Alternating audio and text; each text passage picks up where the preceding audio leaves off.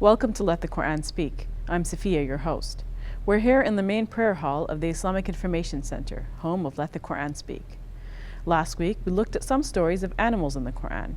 This week, we look at more stories of animals. These stories depict animals as helpers and companions to prophets, as servants of God, and as miracles, proving God's existence. To discuss this, we're joined by Dr. Shabir Ali, President of the Islamic Information Center. Brother Shabir, welcome to Let the Quran Speak. Pleasure to be on. Now, one very interesting story that we find of animals in the Quran is the story of Jonah and his journey into the whale and how he came out eventually. Can you tell us a little bit about that story? Yes, Jonah was sent to the people of Nineveh, and he invited them to God, but they refused his message, and he tried, and eventually he gave up. He left them, and he boarded a ship. The ship met with a storm, and people thought that the way of getting safely out of this storm is to throw a person overboard. And they cast lots, and Jonah's name came up, so they threw him into the sea, and a whale swallowed him. And in the belly of the whale, he called out to God, La ilaha illa anta subhanaka inni kuntu min adh-dhalimin. There is no God but you, and surely I have been one of the wrongdoers. And because of this prayer, God rescued him from this situation. The whale vomited him out upon the shore, and God took care of him and caused him to be revitalized. And that shows us the power of God to rescue us from difficult situations. Mm-hmm. And the whale, it seems, was used as a vessel for to protect and shelter Jonah in his time of, while he was praying to God. Well, yes, that which would have been a danger to him was now converted to the vessel of his safety. Mm-hmm. And that shows the remarkable power of God to bring us out of difficult situations and to convert danger into protection, as was done in the case of Jonah. Mm-hmm. So let's move on to the story of Moses then. Moses had a staff that was changed into a snake. Can you tell us the story of how that came about? Yes, this is one of the signs of God that would accompany Moses. The idea in Islam is that when a prophet comes to preach the message of God to people, people are always asking, how do we know that God really sent you? Show us some sign, show us some miracle, so that we'll know that God's help is with you and you're not just simply an ordinary human being like the rest of us. Well, of course, prophets are believed to be ordinary human beings, but they have the distinction that God's special grace is working with them. So with Moses, there were certain signs, including this one, that when he threw his staff, it will become a snake. Mm-hmm. Or a serpent. And this was a suitable match for the magic that was done in his time when he went to the Pharaoh with the message.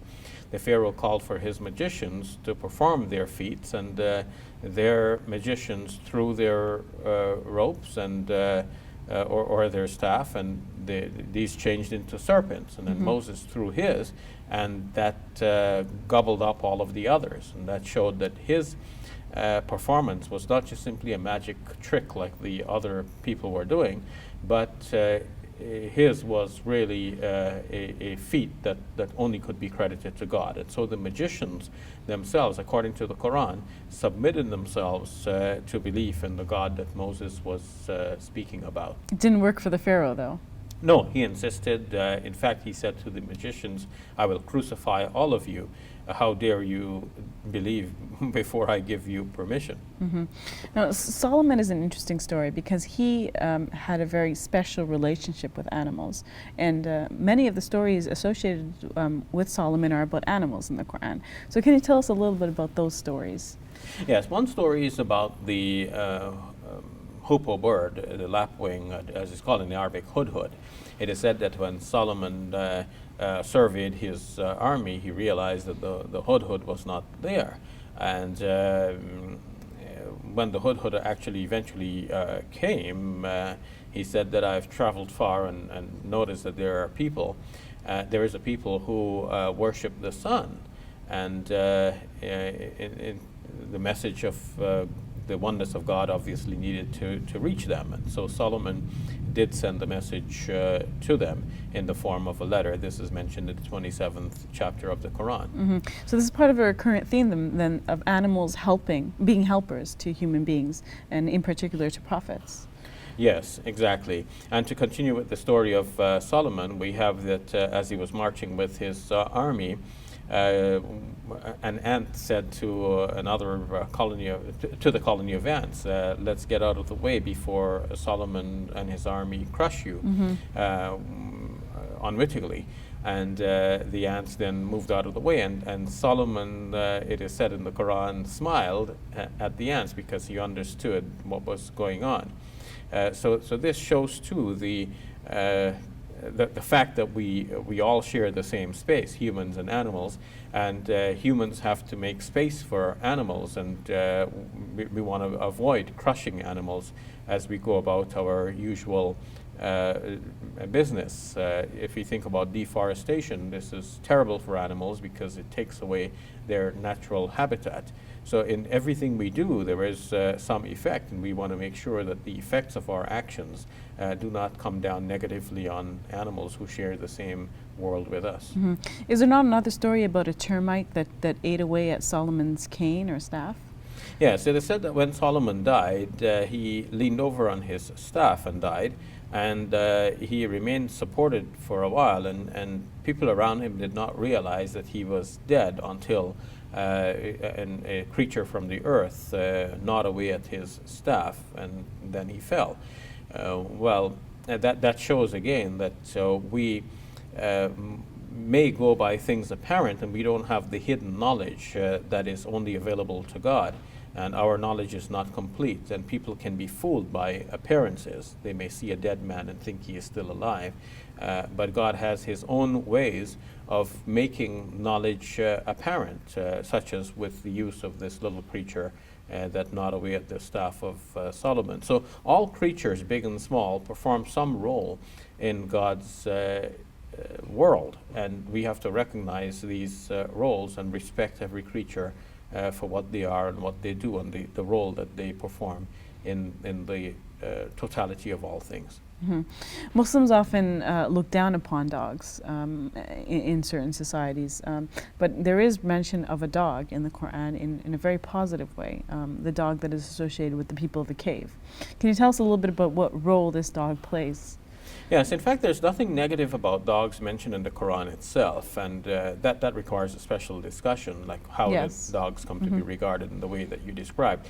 But in the Quran, there is this one story that reflects positively on dogs, in that in the 17th chapter, the 18th chapter of the Quran, we read about a group of young men who took shelter in a cave. Apparently they were hiding from an oppressive ruler in their day who would have forced them to worship other than God. And so to preserve their monotheism, their belief in the one God, and their reserved adoration and devotion only for this one God, they went and hid in the cave. And it is said that their dog, the Quran shows that the dog was there with them, and the dog was stretching out its paws on the threshold of the cave. And that shows what dogs often do. Dogs protect their masters and their companions, and this is how this dog is recognized in this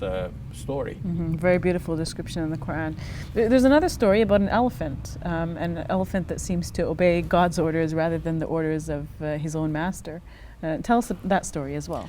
Yes, it is mentioned that, to get to the background of the story, we have to think about the Kaaba in Mecca. It is mentioned that Abraha, who was a ruler in South Arabia or in Abyssinia, wanted people to go and perform their pilgrimages to his site. And this is before the Prophet Muhammad. Before the Prophet Muhammad, peace be upon him, became a prophet. And at the same time, in this period before the Prophet Muhammad, peace be upon him, people used to worship at the Kaaba in Mecca. But they still regarded this as the house of God. and they expected that God will protect his house. But Abraham thought he could demolish it. He sent an army of elephants or an army with elephants to demolish the Kaaba. But it is related in the Quran that God sent little birds with some pebbles to drop on them, and this caused their destruction. How exactly these pebbles were effective and why is not entirely clear. Some have surmised that perhaps these pebbles carried some sort of germs that caused an epidemic within the army, and God knows best. But in a short chapter of the Quran, which many Muslim children have memorized, it says, have you not seen how God dealt with the people of the elephants? أَلَمْ تَرَ كَيْفَ فَعَلَ رَبُّكَ بِأَصْحَابِ الْفِيلِ. So God used the elephant and the birds in order to carry out his plan and to protect the Kaaba. And exactly, he protected his Kaaba as many would have expected at the time. It is said that the Prophet's grandfather went with his people to safety, and he prayed to God saying, look, I have protected my household. Now you protect, that's your house. You protect your house. One last story that I wanted you to discuss, which was the story of Joseph and the wolf. Maybe you can talk about that very briefly. Yes, very quickly. Joseph was one of many brothers, but many of the brothers came from a different mother, but all from the same father. And so there were jealousies from the part of these brothers towards Joseph. They felt that Joseph's father is partial towards him. And they looked for a way to rid themselves of Joseph. Under a pretense, they took Joseph out to play with them, but they came back with blood on his shirt, but no Joseph. Meanwhile, they had put him on a well, hoping that some passing caravan would take him away, which a passing caravan did. But now they said to the father that while they were busy playing and inattentive, a wolf came and ate the little boy. And to me, this is interesting because it shows how people always look for things to blame, or people to blame, and even animals to blame for their own crimes. Here, they committed a crime themselves, and they're putting the blame on the poor wolf. All right, we'll leave it at that. You're welcome. We'll take a break. When we return, can God hear everyone's prayers?